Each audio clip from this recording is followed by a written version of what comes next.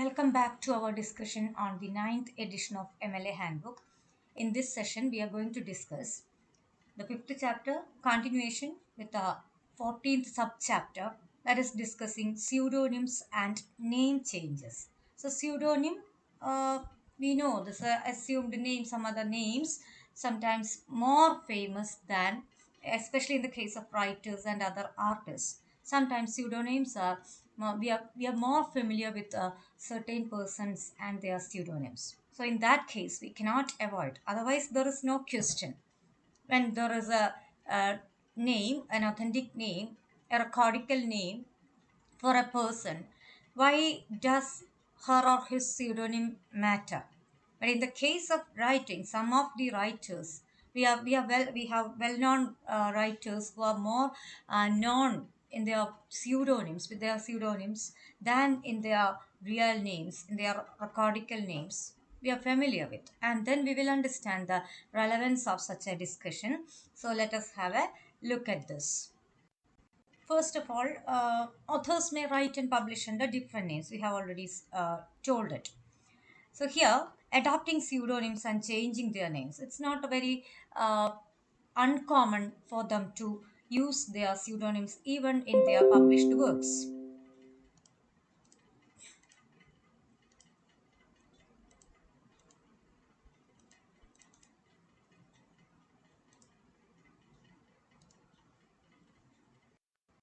So how will we choose? How can we choose without having much confusion? That's our point.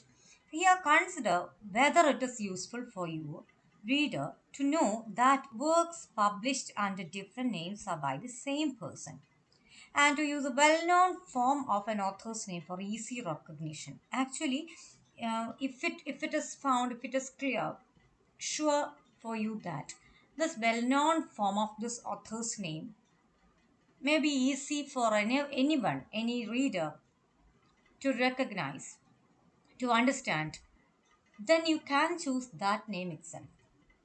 So, under the best known form of the name, to choose it under the with the best known form of the name is very welcome. It's a truly better a technique because otherwise we can make it more complicated. Sometimes we may be so much familiar with that pseudonym, but we may not be even aware of their real name. Example, a very clear example we can cite with Mark Twain. All of us know him with this name itself. So it's a well-known pseudonym where his real name Samuel Clemens. How many of us know? In that case, we don't have to have any confusion because it's already allotted by this MLA style that you can choose it because it's a well-known pseudonym and it brings more clarity. So whenever it is, wherever it is, that citation means leading your readers to the proper place. They want a reference. They want to check for some details or they want to have more clarity in while reading your text, your research papers, so that our duty as writers is not to make them confused but to bring maximum clarity and simplified explanations, whether it is in text citation or it is about work citing, list creation. So wherever it is, we have to bring more simplified means of citing. So in that case, we can definitely know this for sure with Mark Twain itself. This case is very uh, simple because Mark Twain's this pseudonym is more familiar for us than his true name, real name, that is Samuel Clemens. And you can list a single entry under the better known form of the name if you have to, if a letter by Mark Twain, whatever writing it may be. And when citing more than one work, you can consolidate the entries as usual under the better known form of the name. If you choose Mark Twain, one book by him, then you can leave the space, put a allowed dash mark there, and then you can list out the other works as well, as we usually do with this consolidating a particular writer's different works. If you cite more writings, then this is the technique. But with writers, some with some of the writers with pseudonym, but in that case, some of the cases, another possibility is they use a pseudonym which is comparatively less widely known. So what shall we do with that? It is about adding information to the entries in square bracket. You want to put both and to add both the real name and as well as the pseudonym together.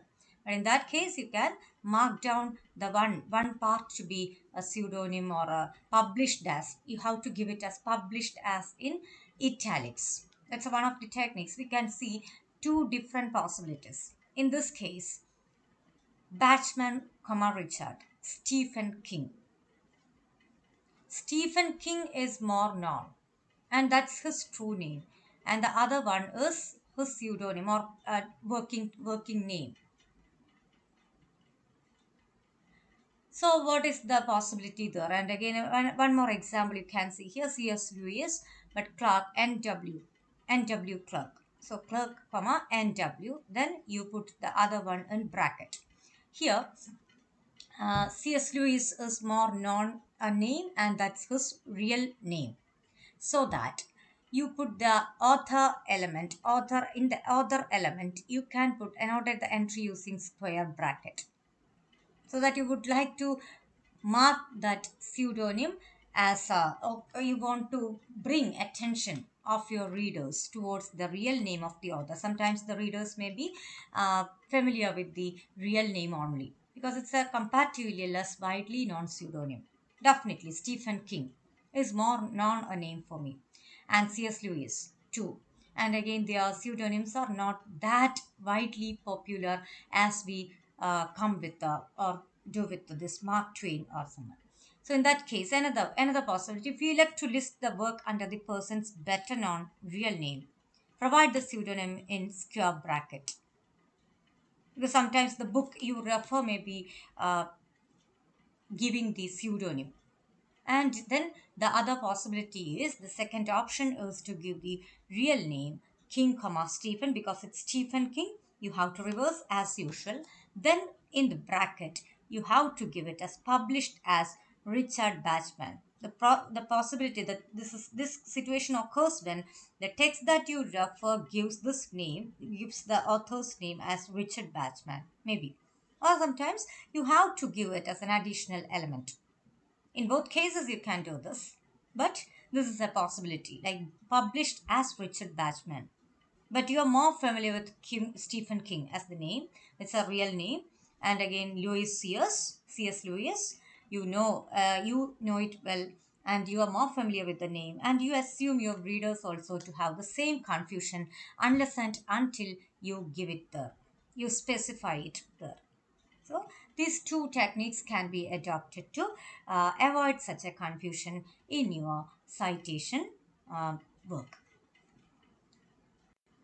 And even another alternative is to place better known form of the name in brackets without adding something like published. If you write it as published, published as should be in italics. So not even needed, but you can just add that King, comma Stephen.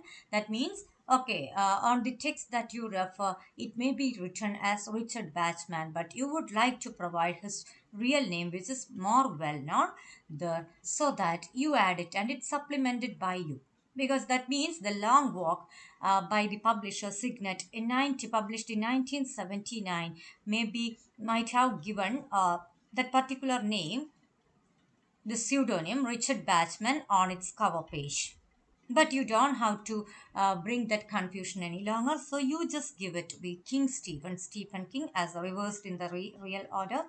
And then, as per the real method, and then you continue. But this is supplemented by you to point out that without giving any other details, like no, it's a real name given by me, not no, but square brackets always been supplemented supplemented information. Most often in MLA style, something given in square bracket means it's on your part. So that's already understood. In that case also, in that way also, you can avoid such a confusion. We can take Mark Twain's example, and it becomes more clear there, because sometimes this text published by this particular site might have given his real name, but you would like to add his pseudonym, well-known pseudonym, to avoid unlikely confusion or to bring more clarification. So you don't have to, you may just add this within square brackets. Okay. Then, by citing an author who has published under various names, you may list all works under one form of the name. First, you decide which form of the name that you will opt for creating the or while creating the works cited list entry. That's the first task that we have to do. And doing so allows you in prose and in text citations to use the better known form of the name to avoid presenting a name no longer used by the author. Why should we use it? Which is not outdated a name. No longer it's used by the author. So that you have already decided to use the better known form of the writer's name. So readers, it allows the readers to move, to have an easy way of locating all works by the author in your works cited list. So wherever you might have referred, you might have cited many different works by the same writer. Somewhere, some of the text might have used, or in the on the cover page, the first name, some better known name may be given. Sometimes the outdated name might be there, so you don't have to be worried. Here, already you have opted to use one particular form of the term name, and then you list out as usual. So in the with the other text, if it is given, if it has published the author's outdated name, you can just add it as a supplementary additional detail like published as Lynn Stanley Johnson. But you have already decided it to be Stanley, Lynn, because it's Lynn Stanley. And there you avoid the confusion because already this is by this writer. Sometimes this name, this particular third part of the name may bring confusion, because see, sometimes we may be confused that this is another person. We don't know. So there's a proper way of avoiding confusion by opting for the same name, one particular name, and then listing out all other works if whatever you refer from the same author under one category.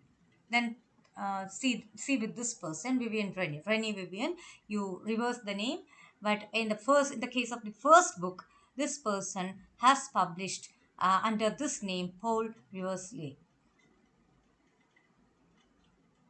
But in the other then after that, another text you refer from the same writer, then the person has published it as Pauline Chan.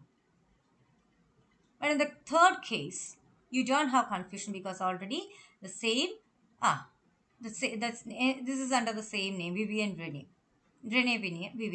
so that you don't have to add any other detail. In the second case, that's confusion occurs because this person has published under this title Pauline Chan, but all these three works are by the same writer. And somewhere you have to add additional details because there is a difference from the name that you have opted to give in the works cited list entry as a consistent one, and with certain text you have to add further details in square brackets as given, as it is decided. Okay. So another possibility, another option, if the works you are citing use only two forms of an author's name. See, this is a case with three different forms, but it's about you are sure that whichever works you refer from a particular writer, only two forms that are forms of the name get used. In that case, if you want, you can add a cross reference. You can opt for a cross reference method, that is a separately listing and the entries provided. See, for example, Penelope, Julia Penelope. Here, see also Stanley, comma Julia P. Where in some text, one text she uses this name, in another text this name is used. So how can you avoid this confusion? Both citation, both list, you have to put here first when she uses this name, you have to add other C also in italics. It should be in italics. Whatever additional details given by you, additional instructions given by you in the works cited list entry, you have to put it in italics, and then you add this person so that the person that readers can immediately go and refer this particular name, because P immediately after P, Stanley, comma Julia P doesn't occur. After P, Penelope, that name, many other names may be there in the works cited list entry after you are creating it as a whole A to Z order, so that it doesn't come immediately, but definitely it's given as C also, Stanley Julia P. They can go and see this is the same person, and when a person reads this Stanley Julia P, then they can go to refer Penelope Julia, because it's already given here. So that's the way you can avoid the confusion, unlikely confusions that can occur. So these are all flexible means and methods. We have to opt according to the situation's demand. So that's all with that part. Thank you so much for listening.